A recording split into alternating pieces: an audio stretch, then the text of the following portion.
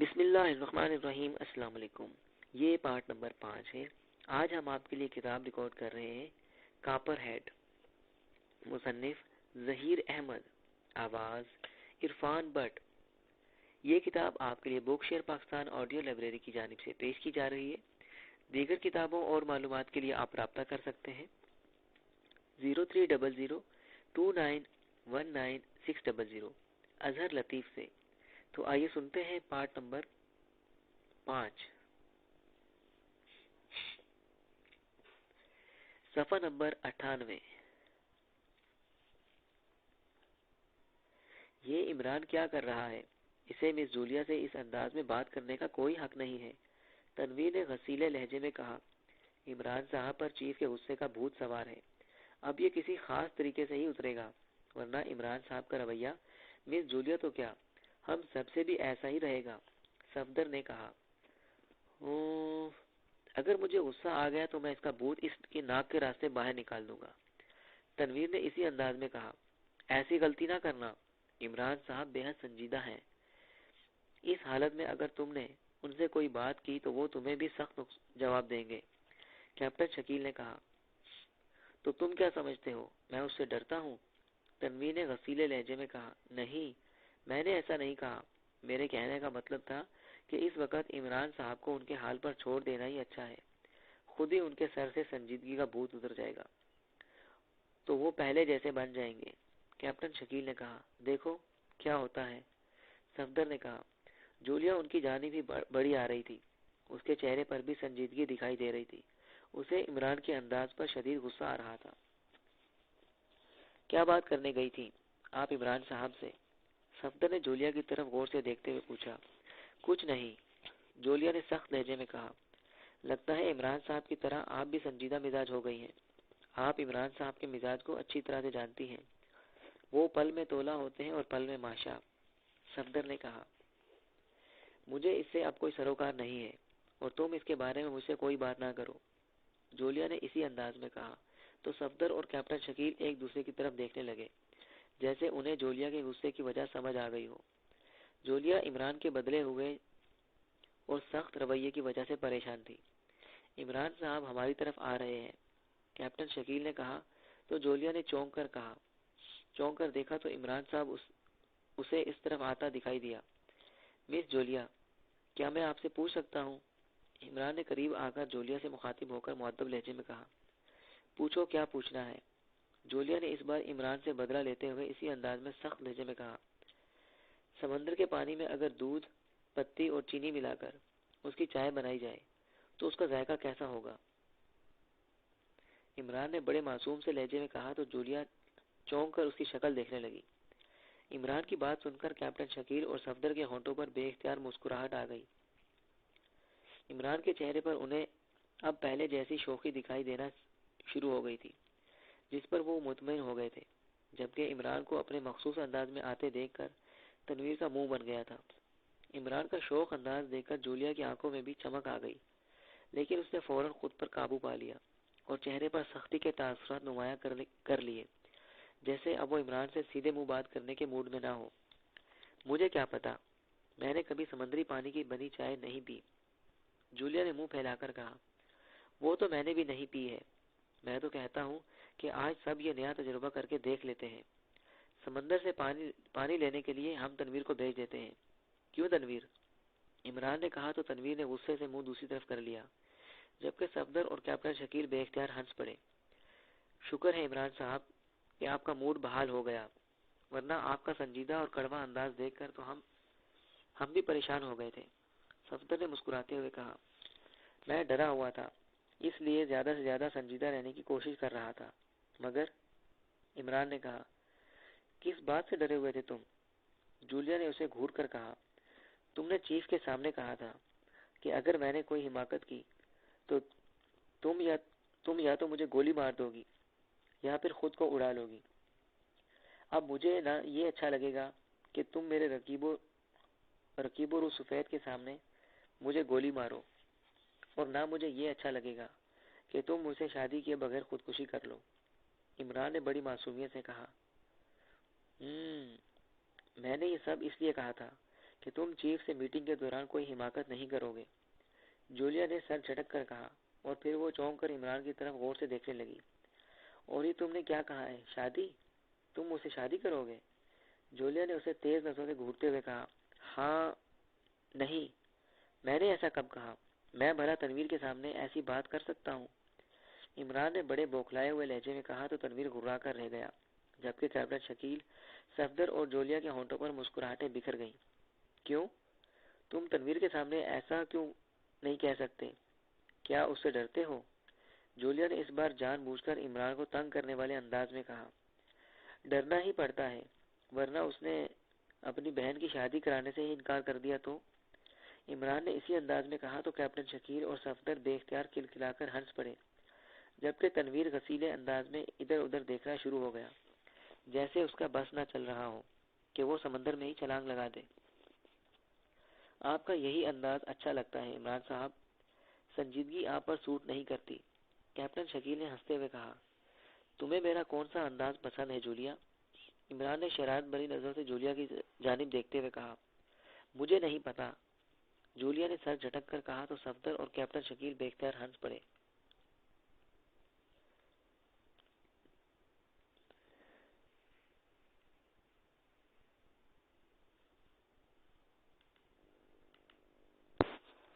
آپ مجھ سے کچھ پوچھنے آئی تھی مس جولیا؟ عمران نے پہلے جیسے لہجے میں کہا تو جولیا اسے گھور کر رہ گئی۔ تمہارا یہ انداز تو مجھے قطعی پسند نہیں ہے، جولیا نے منہ بنا کر کہا۔ چلو اسی بہانے پتہ تو چل گیا کہ تمہیں میرا کون سا انداز پسند ہے، عمران نے مسکرا کر کہا تو جواب میں جولیا بھی مسکرا دی۔ جولیا اور عمران کو اس انداز میں باتیں کرتے دیکھ کر تنویر کا منہ بن گیا۔ وہ اس لیے خاموش تھا کہ اگر اس نے کوئی بات کی تو عمران نے الٹا اسے ہی رگید کر رکھ دینا ہے۔ میں نے تم سے یہ پوچھنے آئی تھی کہ کیا ہمارا اسی طرح اس شپ پر سفر کرنا مناسب رہے گا؟ اس شپ میں ہمیں 6 دن سفر کرنا ہے۔ اس بار ہمارا ٹکراؤ سی ایچ سے ہے۔ تم نے کہا تھا کہ سی ایچ کا مخبری کا نیٹ ورک بے حد وسیع ہے۔ اگر سی ایچ کو پتہ چل گیا کہ ہم اس شپ میں سفر کر رہے ہیں تو کیا وہ ہمارے راستے میں حائل ہونے کی کوشش نہیں کریں گے؟ یہ بھی تو ہو سکتا ہے کہ سی ایچ کو ہمارے بارے میں علم ہو گیا ہو کہ ہم اس شپ میں موجود ہیں، تو وہ شپ پر ہی حملہ کر دیں اور شپ کو میزائلوں سے اڑا دیں۔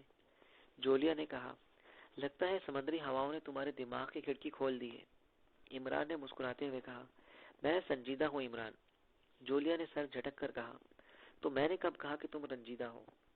رنجیدگی صاحبہ تو مجھے اپنے رقیب رو سفید کے چہرے پر نظر آ رہی ہے، جو شاید اس بات سے ناراض ہے کہ میں تم سے اور تم مجھ سے ہنس کر کیوں باتیں کر رہے ہیں۔ عمران نے کن اکھیوں سے تنویر کی جانب دیکھتے ہوئے کہا، ایسی کوئی بات نہیں ہے، میری صحت پر کوئی اثر نہیں پڑتا کہ تم ہنس کر بات کرو یا رو کر۔ تنویر نے سخت لہجے میں کہا، تو پھر ٹھیک ہے، ورنہ مجھے خدشہ لاحق ہو رہا تھا کہ تم غصے اور پریشانی میں سمندر میں ہی چھلانگ نہ لگا دو۔ عمران نے کہا، میں احمق نہیں ہوں، سمجھے تم؟ تنویر نے غصیلے لہجے میں کہا، سمجھ گیا بڑے بھائی۔ عمران نے قدرے گھبرائے ہوئے لہجے میں کہا، میں نے تم سے پوچھا ہے۔ جولیا نے کہا، کیا پوچھا ہے؟ عمران ایک بار پھر اپنے پرانے فکرے پر آ گیا۔ اس سے تو تم سنجیدگی سے ہی اچھے تھے، کم از کم تم ہر بات کا ڈھنگ سے جواب تو دے رہے تھے۔ جولیا نے منہ بنا کر کہا، لو کر لو بات، نہ تمہیں میری سنجیدگی بھاتی ہے اور نہ میرا مزاح اچھا لگتا ہے۔ اب میں کروں تو کیا کروں؟ عمران نے کہا، سیدھی طرح میرے سوال کا جواب دو۔ جولیا نے کہا، ابھی تو ہم نے سفر شروع کیا ہے، انتظار کرو، ہو سکتا ہے کہ ہم درمیان میں اپنا راستہ بدل لیں اور تلاش کرنے والے ہمیں اس شپ میں تلاش کرتے ہی رہ جائیں۔ عمران نے کہا، کیا مطلب؟ اس بات کا کیا مطلب ہوا؟ جولیا نے حیران ہوتے ہوئے کہا، ابھی مطلب رہنے دو۔ کھلی ہوائیں ہیں، خوبصورت سمندر ہے اور سمندر کے اوپر کھلا نیلا آسمان۔ ایسی پربہار فضا میں اپنے نہیں تو میرے مستقبل کے بارے میں ہی سوچ لو۔ عمران نے کہا تو جولیا ایک طویل سانس لے کر رہ گئی۔ وہ سمجھ گئی کہ عمران کے پاس بھی اس سوال کا کوئی جواب نہیں ہے۔ مجھے تو دال میں کچھ کالا کالا دکھائی دے رہا ہے عمران صاحب، اور مسلسل اس شپ میں سفر کریں، میرا دل یہ بات ماننے کے لیے تیار نہیں ہے۔ کیپٹن شکیل نے عمران کی جانب غور سے دیکھتے ہوئے کہا، سمندر میں بھی تمہیں دال دکھائی دے رہی ہے اور دال میں بھی کالا. حیرت ہے, بڑی تیز نظریں ہیں تمہاری. عمران نے کہا تو کیپٹن شکیل بے اختیار ہنس پڑا. تو کیا واقعی تم نے کچھ اور سوچ رکھا ہے؟ جولیا نے اس کی طرف غور سے دیکھتے ہوئے کہا. شاید, عمران نے محبت سے انداز میں کہا, اور جولیا ایک طویل سانس لے کر رہ گئی. سیاہ رنگ کا ایک تیز رفتار ہیلی کاپٹر سمندر کے فراخ سینے پر اڑا چلا جا رہا تھا. یہ گن شپ ہیلی کاپٹر تھا جو سمندر سے تیز زیادہ بلندی پر نہیں تھا. سمندر کا پانی بار بار اچھل اچھل کر ہیلی کاپٹر تک پہنچنے کی کوشش کر رہا تھا, لیکن ہیلی کاپٹر سمندر سے اتنی بلندی پر ضرور تھا کہ سمندر کا اچھلتا ہوا پانی اسے چھو نہ سکے. ہیلی کاپٹر میں اس وقت کاپر ہیڈ کی نمبر 2 لیڈی فونڈا موجود تھی, جو پائلٹ کی سائیڈ سیٹ پر بیٹھی ہوئی تھی. ہیلی کاپٹر کے عقب میں 10 مسلح افراد سوار تھے. ان سب نے گرے رنگ کا لباس پہن رکھا تھا. ان لباسوں پر کاپر ہیڈ کا مخصوص نشان بھی بنا ہوا تھا, جو سبز رنگ کے سانپ کا تھا جس کا سر سیاہ تھا اور اس کا منہ کھلا ہوا تھا. یہ نشان مسلح افراد کے لباسوں کے سینوں اور کمر پر موجود تھا. لیڈی فونڈا کو اطلاع مل گئی تھی کہ سی شارک نامی شپ سامان لے کر کرونیا سے نکل چکا ہے اور اسرائیل کی طرف رواں دواں ہے. لیڈی فونڈا کو اس بات کا انتظار تھا کہ شپ جیسے ہی انٹرنیشنل بارڈر کراس کرے گا, وہ فوری طور پر اس شپ پر اٹیک کرنے کے لیے نکل جائیں گے, اور اس کی کوشش ہوگی کہ وہ شپ پر ہیلی کاپٹر سے ہی حملہ کر کے اسے سمندر برد کر دے, تاکہ اس شپ میں موجود عمران اور اس کے ساتھی ہلاک ہو جائیں اور شپ کے ساتھ ہی ان کی لاشیں سمندر برد ہو جائیں. لیڈی فونڈا نے سی شارک نامی اس شپ کے بارے میں تمام معلومات حاصل کر لی تھی. اس کے پاس اس شپ کے راڈار اور ٹریکنگ سسٹم کے تمام کوڈز بھی پہنچ چکے تھے, اس لیے وہ اس شپ کو آسانی سے سمندر میں نہ صرف تلاش کر سکتی تھی بلکہ اسے دور سے بھی میزائل مار کر ہٹ بھی کر سکتی تھی. لیڈی فونڈا کو یہ اطلاع بھی ملی تھی کہ سی شارک میں صومالی قزاقوں سے بچنے کے لیے خاصی تعداد میں اسلحہ رکھا جاتا ہے. شپ میں اینٹی ایئر کرافٹ گنیں اور اینٹی میزائل بھی لگائے گئے ہیں تاکہ وہ صومالی قزاقوں کو شپ سے دور رکھ سکیں اور مقابلے کی صورت میں نہ صرف شپ کا دفاع کر سکیں بلکہ صومالی قزاقوں کے شپ کو تباہ کرنے کے لیے سی شارک سے بھرپور کارروائی کر سکیں. اس لیے لیڈی فونڈا کو یہ پریشانی لاحق تھی کہ اگر اس نے ہیلی کاپٹر سے سی شارک پر میزائل فائر کیے تو سی شارک کے اینٹی میزائل اس کے فائر کیے ہوئے میزائلوں کو سی شارک تک نہیں پہنچنے دیں گے, اور جیسے ہی شپ میں موجود عمران اور اس کے ساتھیوں کو اس بات کا علم ہوگا کہ اس شپ کو ان کی وجہ سے تباہ کیا جا رہا ہے, تو وہ فوراً شپ سے نکل جائیں گے. گو کہ سمندر میں ان کے پاس کہیں جانے یا چھپنے کا کوئی راستہ تو نہیں ہوگا, لیکن لیڈی فونڈا انہیں کسی بھی حالت میں بچ نکلنے کا کوئی راستہ نہیں دینا چاہتی تھی. اس لیے وہ چاہتی تھی کہ جب وہ سی شارک پر اٹیک کرے تو عمران اور اس کے ساتھی اسی شپ میں موجود ہوں تاکہ وہ بھی اس شپ کے ساتھ ختم ہو جائیں.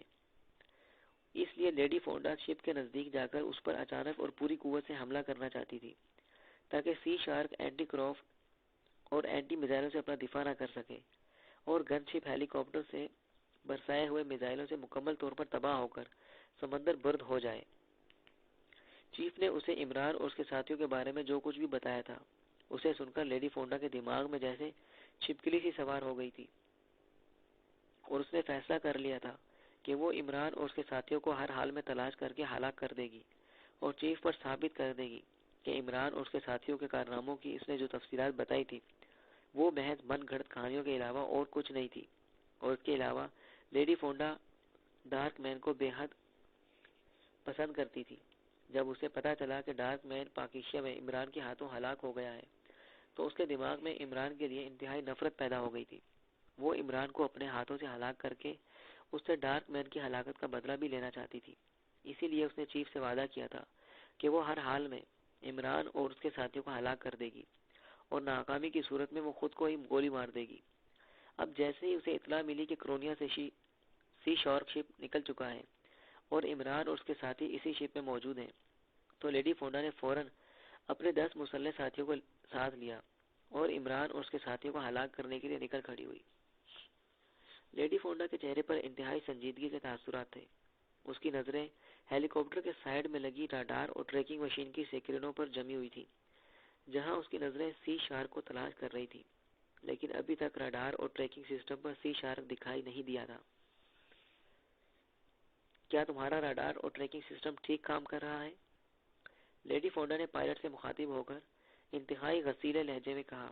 یس مادام، بس تھوڑی دیر اور، جیسے ہی سی شارک ہماری رینج میں آئے گا اس کا ہمیں راڈار اور ٹریکر پر کاشن ملنا شروع ہو جائے گا۔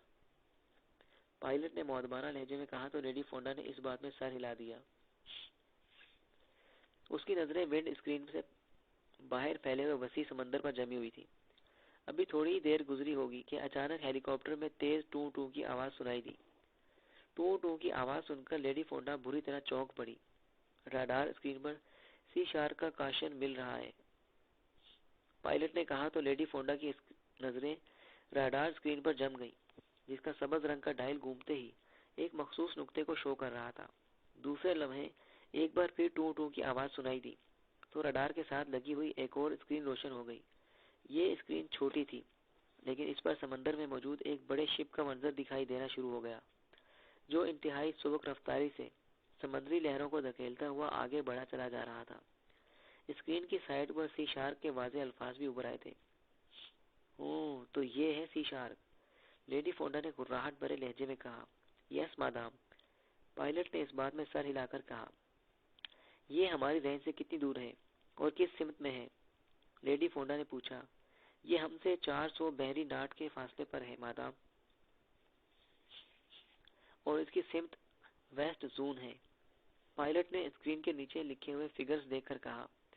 رفتار بتاؤ، لیڈی فونڈا نے کہا۔ سی شارک کی رفتار 30 بحری ناٹ فی گھنٹہ ہے، پائلٹ نے کہا۔ گڈ، اب یہ بتاؤ کہ ہیلی کاپٹر کے میزائلوں سے ہم اس شپ کو کتنی دور سے نشانہ بنا سکتے ہیں؟ لیڈی فونڈا نے پوچھا۔ اگر ہم شپ سے 50 بحری ناٹ کے فاصلے سے میزائل فائر کریں تو میزائل ڈائریکٹ نشانے پر لگیں گے، اور اگر ہم نے فاصلہ زیادہ رکھا تو پھر میزائل شپ سے گرانے کی بجائے اس کے ارد گرد سے بھی گزر سکتے ہیں۔ پائلٹ نے جواب دیتے ہوئے کہا، میں ہر حال میں اس شپ کو ٹارگٹ کرنا چاہتی ہوں۔ یہ بتاؤ کہ اگر ہم 50 بحری ناٹ کے فاصلے سے اس شپ پر میزائل فائر کرنا شروع کر دیں تو کیا شپ میں موجود اینٹی میزائل ہمارے فائر کیے ہوئے میزائلوں کو راستے میں ہی تباہ کر سکتے ہیں؟ لیڈی فونڈا نے کہا۔ یس مادام، یہ خطرہ موجود ہے۔ سی شارک سے اینٹی میزائل فائر کر کے ہمارے میزائلوں کو راستے میں ہی تباہ کیا جا سکتا ہے، پائلٹ نے کہا۔ تو پھر کوئی ایسا طریقہ بتاؤ کہ سی شارک سے نہ ہمیں کسی میزائل سے نشانہ بنایا جا سکے اور نہ ہی ہمارے فائر کیے ہوئے میزائلوں کو راستے میں روکا جا سکے۔ لیڈی فونڈا نے غصے سے اور پریشانی سے ہونٹ کاٹتے ہوئے کہا۔ اس کا ایک ہی طریقہ ہے مادام، پائلٹ نے کہا تو لیڈی فونڈا چونک کر اس کی طرف دیکھنے لگی۔ کیا طریقہ ہے؟ جلدی بتاؤ، لیڈی فونڈا نے بے چینی سے پوچھا۔ ہمارے پاس کوئک ریز موجود ہے۔ اگر ہم 100 بحری ناٹ کے فاصلے سے سی شارک پر کوئک ریز فائر کریں تو اس سے سی شارک کے تمام مشینری جام ہو جائے گی، چاہے وہ کسی بھی قسم کی مشینری کیوں نہ ہو۔ مشینوں کے جام ہوتے ہی شپ سمندر میں رک جائے گا اور اس کا تمام پاور سسٹم بھی فیل ہو جائے گا، یہاں تک کہ ان کی ایئر کرافٹ گنیں اور میزائل لانچر بھی جام ہو جائیں گے۔ کوئک ریز 10 منٹ تک کام کرتی ہے۔ 10 منٹ کے بعد تمام فنکشنز خود بخود کام کرنا شروع کر دیں گے۔ اگر ہم ان 10 منٹوں میں سی شارک کے نزدیک پہنچ جائیں اور اس پر میزائل فائر کر دیں تو سی شارک سے ہم پر جوابی حملہ نہیں کیا جا سکے گا اور ہم آسانی سے سی شارک کو ٹارگٹ کر کے ہٹ کر سکتے ہیں، پائلٹ نے بتایا تو لیڈی فونڈا کی آنکھیں چمک اٹھی۔ گڈ شو، پھر جلدی کرو، سی شارک ہماری نظروں کے سامنے ہے، اس پر کوئک ریز فائر کرو اور اس شپ کے تمام سسٹم جام کر دو، ہری آپ، لیڈی فونڈا نے تیز تیز بولتے ہوئے کہا۔ ابھی ہمارا ان سے درمیانی فاصلہ زیادہ ہے مادام، جیسے ہی ہمارا درمیانی فاصلہ 100 بحری ناٹ رہ جائے گا میں شپ پر کوئک ریز فائر کر دوں گا اور پھر ہم انتہائی تیز رفتاری سے شپ کے نزدیک جا کر اس پر میزائلوں کی بارش کر دیں گے، پائلٹ نے کہا تو لیڈی فونڈا نے اس بات میں سر ہلا دیا۔ پائلٹ کی نظریں پینل پر لگے ہوئے بحری ناٹ بتانے والے میٹر پر جمی ہوئی تھی۔ جو فاصلہ کم ہوتا جا رہا تھا، لیڈی فونڈا کے اعصاب تنتے جا رہے تھے اور اس کے چہرے پر سختی اور صفاقی کے تاثرات نمایاں ہوتے جا رہے تھے۔ اب ہم ان سے 100 بحری ناٹ کے فاصلے پر ہیں مادام، میں سی شارک پر کوئک ریز فائر کرنے لگا ہوں، پائلٹ نے کہا تو لیڈی فونڈا نے اس بات میں سر ہلا دیا۔ پائلٹ نے پینل پر لگے ہوئے چند بٹن پریس کیے تو سائیڈ میں لگی ہوئی ایک اور چھوٹی اسکرین روشن ہو گئی۔ اس اسکرین پر ہیلی کاپٹر کا نچلا حصہ دکھائی دے رہا تھا، جہاں ہیلی کاپٹر کے نچلے حصے میں سے ایک خانہ سا کھلتا شروع ہو گیا اور پھر اس خانے سے ایک دوربین جیسی گن نکل کر باہر آ گئی۔ اس گن کی نال کے سامنے بڑا سا عدسہ لگا ہوا تھا جو ہلکے سرخ رنگ کا تھا۔ پائلٹ نے چند بٹن پریس کیے اور پھر سائیڈ میں لگا ہوا ایک سرخ رنگ کا بٹن پریس کر دیا۔ جیسے ہی اس نے سرخ رنگ کا بٹن پریس کیا، ہیلی کاپٹر میں تیز گونج کی آواز پیدا ہوئی اور لیڈی فونڈا نے ہیلی کاپٹر کے نیچے لگے دوربین کے عدسے سے نارنجی رنگ کی روشنی کی دھار سی نکلتے دیکھی۔ روشنی کی دھار بجلی کی سی تیزی سے پھیل رہی تھی اور پھر چند لمحوں کے بعد لیڈی فونڈا کو اسکرین پر نظر آنے والی سی شارک کی رفتار میں نمایاں کمی ہوتی دکھائی دی۔ Well done Andy, well done, تم نے سی شارک پر کوئی کریز فائر کر کے اس کے تمام فنکشن جام کر دیے ہیں۔ سی شارک کی رفتار ہلکی ہو گئی ہے اور اب وہ سمندر میں رکتا ہوا دکھائی دے رہا ہے۔ ویل ڈن، لیڈی فونڈا نے انتہائی مسرت بھرے لہجے میں کہا اور پائلٹ کا کاندھا تھپکنے لگی۔ تھینک یو مادام، پائلٹ نے اسے اپنی تعریف میں کاندھا تھپکتے دے کر مسرت بھرے لہجے میں کہا۔ اب جلدی کرو اور ہیلی کاپٹر بلندی پر لے جا کر تیزی سے سی شارک کی جانب بڑھو تاکہ ہم اسے میزائلوں سے ہٹ کر سکیں۔ لیڈی فونڈا نے کہا تو پائلٹ نے اس بات میں سر ہلاتے ہوئے لیور کھینچ کر ہیلی کاپٹر بلند کرنا شروع کر دیا اور اس کی رفتار بڑھانی شروع کر دی۔ کچھ ہی دیر میں ہیلی کاپٹر انتہائی برق رفتاری سے اڑا جا رہا تھا۔ تقریباً 7 منٹ اونچائی پر اڑنے کے بعد پائلٹ نے نہ صرف ہیلی کاپٹر کو نیچے لانا شروع کر دیا بلکہ اس کی رفتار میں بھی نمایاں کمی کرنی شروع کر دی۔ مادام، سی شارک اب ہماری رینج میں ہے۔ ابھی ہمارے پاس 3 منٹ باقی ہیں۔ اگر ہم سی شارک شپ پر میزائل فائر کریں گے تو سی شارک آسانی سے ہٹ کیا جا سکتا ہے۔ ان کی طرف سے کوئی مزاحمت نہیں ہو سکے گی، پائلٹ نے کہا۔ اب کتنی دور ہے سی شارک؟ لیڈی فونڈا نے پوچھا۔ ہم اس سے 40 بحری ناٹ کے فاصلے پر ہیں، پائلٹ نے جواب دیا۔ کیا ہمیں سی شارک کے راڈار سے دیکھا جا سکتا ہے؟ لیڈی فونڈا نے پوچھا۔ نو مادام، کوئک ریز سے سی شارک کے تمام فنکشنز آف ہو گئے ہیں۔ جب تک ہم اس شپ کے قریب نہیں جائیں گے ہمیں وہ چیک نہیں کر سکتے، پائلٹ نے کہا۔ گڈ، چلو ہیلی کاپٹر سی شارک کے قریب لے چلو، لیڈی فونڈا نے کہا۔ لیکن مادام، پائلٹ نے کچھ کہنا چاہا۔ جو میں کہہ رہی ہوں وہ کرو، نان سینس۔ میں شپ کو اپنی آنکھوں سے تباہ ہوتے ہوئے دیکھنا چاہتی ہوں۔ جب تک سی شارک مکمل طور پر تباہ ہو کر سمندر برد نہ ہو جائے اس وقت تک مجھے عمران اور اس کے ساتھیوں کی ہلاکت کا یقین نہیں آئے گا، لیڈی فونڈا نے غصیلے لہجے میں کہا۔ یس مادام، پائلٹ نے کہا اور اس نے تیزی سے ہیلی کاپٹر آگے بڑھانا شروع کر دیا۔ اگلے 2 منٹوں میں لیڈی فونڈا کو ونڈ اسکرین سے سمندر پر رینگتا ہوا بحری جہاز صاف دکھائی دے رہا تھا۔ بحری جہاز سمندری لہروں پر چل رہا تھا۔ جہاز پر ہر طرف بھاگ دوڑ مچی ہوئی تھی، جیسے جہاز کا عملہ اس بات سے پریشان ہو کہ چلتے چلتے جہاز کے تمام سسٹم کیوں فیل ہو گئے ہیں۔ ہمارے پاس اب صرف 1 منٹ باقی ہے میڈم۔ 1 منٹ کے بعد شپ کے تمام فنکشنز آن ہو جائیں گے اور وہ ہمیں آسانی سے ٹارگٹ بنا لیں گے، پائلٹ نے پریشانی کے عالم میں لیڈی فونڈا کی جانب دیکھتے ہوئے کہا۔ اوکے، میزائل فائر کرو اور شپ کو تباہ کر دو، لیڈی فونڈا نے کہا اور پائلٹ نے فوراً ہیلی کاپٹر کے نیچے لگے ہوئے میزائل ایڈجسٹ کرنا شروع کر دیے۔ اس نے میزائلوں سے سی شارک کو ٹارگٹ کیا اور پھر اس نے میزائل فائر کرنے والا بٹن پریس کر دیا۔ ہیلی کاپٹر کے پیڈز کے ساتھ لگے ہوئے 2 میزائل لانچر سے میزائل نکلے اور آگ اگلتے ہوئے بجلی کی سی تیزی سے سی شارک کی جانب بڑھتے چلے گئے۔ سی شارک کے ڈیک پر بے شمار افراد موجود تھے جو پریشانی کے عالم میں ہیلی کاپٹر کی جانب دیکھ رہے تھے۔ انہوں نے جو ہیلی کاپٹر سے میزائل نکل کر شپ کی طرف بڑھتے دیکھے تو ان کے ہاتھ پاؤں پھول گئے اور انہوں نے چیختے چلاتے ہوئے ادھر ادھر بھاگنا شروع کر دیا، لیکن وہ بھلا بھاگ کر کہاں جا سکتے تھے۔ ایک میزائل شپ کے ڈیک پر گرا اور دوسرا شپ کے مستول سے ٹکرایا۔ یکے بعد دیگرے 2 زوردار دھماکے ہوئے اور شپ کا مستول اور ڈیک کا بڑا حصہ تباہ ہوتا چلا گیا۔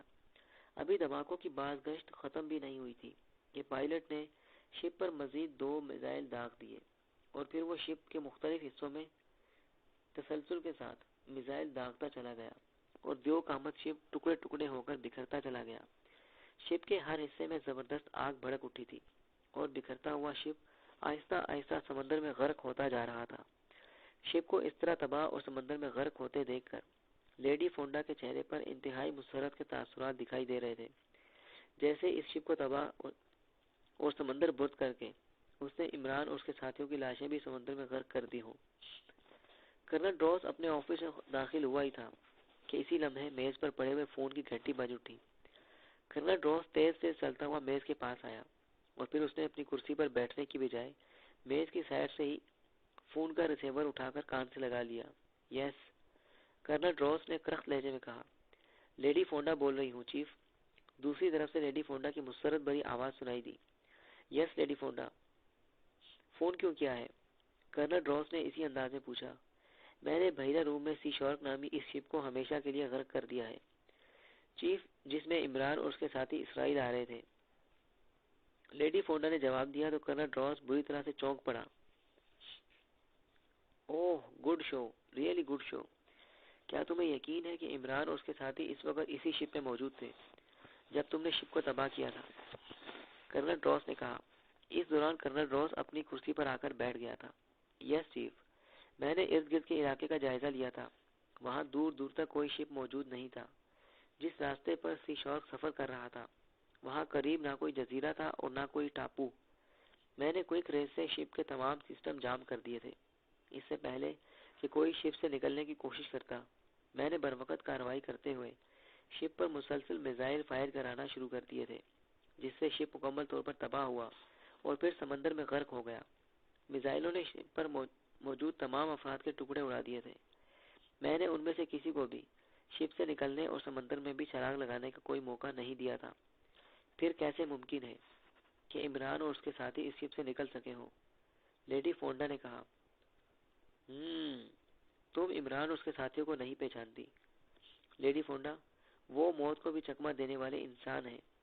ہر بار یہی سنا جاتا ہے کہ عمران اور اس کے ساتھی یقینی موت کا شکار ہو گئے ہیں اور بظاہر ان کے زندہ ہونے کا 1% بھی امکان نہیں ہوتا، لیکن اس کے باوجود وہ ہر بار بچ نکلتے ہیں۔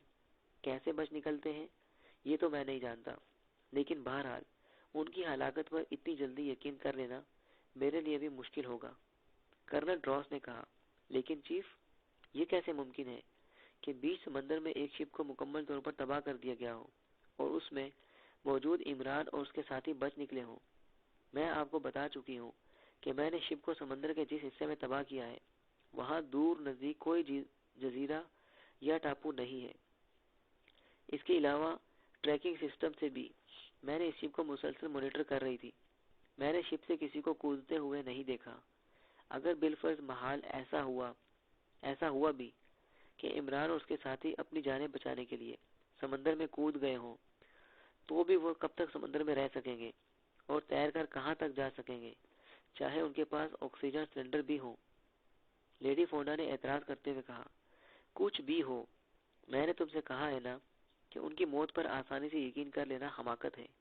اگر تمہیں میری بات پر یقین نہیں آیا تو جاؤ اور سمندر کے ان حصوں کی چیکنگ کراؤ جہاں تم نے میزائل برسا کر سی شور کو غرق کیا ہے۔ تمہیں سمندر کے کسی نہ کسی حصے میں عمران اور اس کے ساتھی زندہ حالت میں ضرور مل جائیں گے، چاہے وہ تباہ ہونے والے شپ کے ٹوٹے ہوئے تختوں پر ہی کیوں نہ تیر رہے ہوں۔ کرنل روس نے کہا۔ حیرت ہے چیف، عمران اور اس کے ساتھی انسان ہیں؟ وہ مافوق الفطرت مخلوق نہیں ہے جن پر میزائلوں اور بموں کا اثر ہی نہ ہوتا ہوگا۔ بہرحال اگر آپ کو ان کی ہلاکت پر شک ہے تو میں ایک بار پھر سمندر کا جائزہ لے لیتی ہوں۔ میں اس بار ہیلی کاپٹر میں جانے کی بجائے نیوی کی کسی آبدوز میں جا کر سمندر کا جائزہ لوں گی، تاکہ اگر عمران اور اس کے ساتھی سمندر کے نیچے بھی ہوئے تو انہیں چیک کر سکوں۔ لیڈی فونڈا نے کہا۔ ہاں، یہ زیادہ مناسب رہے گا، ورنہ ہیلی کاپٹر دیکھتے ہی وہ فوراً سمندر میں غوطہ لگا جائیں گے اور تمہیں ان کے بارے میں آسانی سے پتہ نہیں چلے گا۔ لیکن اگر تم ان کی تلاش میں آبدوز میں جاؤ گی تو وہ سمندر کے نیچے بھی تمہاری نظروں سے چھپے نہیں رہ سکتے۔ کرنل روس نے کہا۔ یس چیف، میں اب چیکنگ کے بعد ہی آپ کو کال کروں گی۔ لیڈی فونڈا نے کہا تو کرنل روس نے اوکے کہہ کر ریسیور کڈر پر رکھ دیا۔ میں اس بات پر یقین نہیں کر سکتا کہ عمران اور اس کے ساتھی اس قدر آسانی سے لیڈی فونڈا کے ہاتھوں ہلاک ہو گئے۔ کرنل ڈراس نے منہ بناتے ہوئے کہا۔ اسی لمحے ٹوں ٹوں کی مخصوص آواز سنائی دی تو کرنل ڈراس بے اختیار چونک پڑا۔ اس نے فوراً میز کی ایک دراز کھولی اور اس میں موجود جدید ساخت کا ایک ٹرانسمیٹر نکال لیا۔ ٹوں ٹوں کی آواز اسے ٹرانسمیٹر سے نکل رہی تھی۔ کرنل ڈراس نے ٹرانسمیٹر کا ایک بٹن پریس کیا تو ٹوں ٹوں کی آواز بند ہو گئی اور ایک مردانہ آواز سنائی دینے لگی۔ ہیلو ہیلو، جوال فرائڈ کالنگ فرام کراشلم base camp, hello hello over. دوسری طرف سے مسلسل کہا جا رہا تھا، yes colonel Dras chief of copper head tending you, over. Colonel Dras نے اپنے مخصوص لہجے میں کہا، کراشلم سے جوافلڈ بول رہا ہوں چیف، اوور۔ دوسری طرف سے ایک مردانہ آواز سنائی دی، یس جوال فرائڈ، بولو، کیوں کال کی ہے، اوور۔ کرنل ڈراس نے پوچھا، کراشلم اسرائیل کا شمالی مغربی علاقہ تھا جہاں ساحل کے ساتھ ایک جنگل اور پھر طویل صحرائی علاقہ تھا۔ چونکہ یہ سرحدی علاقہ تھا اور اس علاقے کی سرحد اسکندریہ سے ملتی تھی، اس لیے اسرائیل نے اس علاقے کی حد بندی کر رکھی تھی اور اس علاقے میں موجود صحرا میں، جسے صحرائے آرچلم کہا جاتا تھا، اسرائیلی فورس کا مکمل کنٹرول تھا۔ وہاں اسرائیل کا ایک بڑا بیس کیمپ تھا جہاں انہوں نے باقاعدہ ایئر فورس اسپاٹس بنائے ہوئے تھے تاکہ اسکندریہ اور اس کے ارد گرد کے علاقوں سے ہونے والے خطرات سے وہ بآسانی نمٹ سکیں۔ صحرائے آرچلم بے حد دشوار گزار اور خطرناک صحراؤں میں شمار ہوتا تھا جہاں آئے دن خوفناک طوفان آتے رہتے تھے۔ اس صحرا میں چٹیل پہاڑیوں کا بھی سلسلہ طویل پھیلا ہوا تھا اور صحرائی طوفان میں پہاڑیوں کی بڑی بڑی چٹانیں بھی معمولی تنکوں کی طرح اڑ جاتی تھی۔ پارٹ نمبر 5 یہاں اختتام پذیر ہوا۔ بقیہ حصہ صفحہ نمبر 124 سے سماعت فرمائیے۔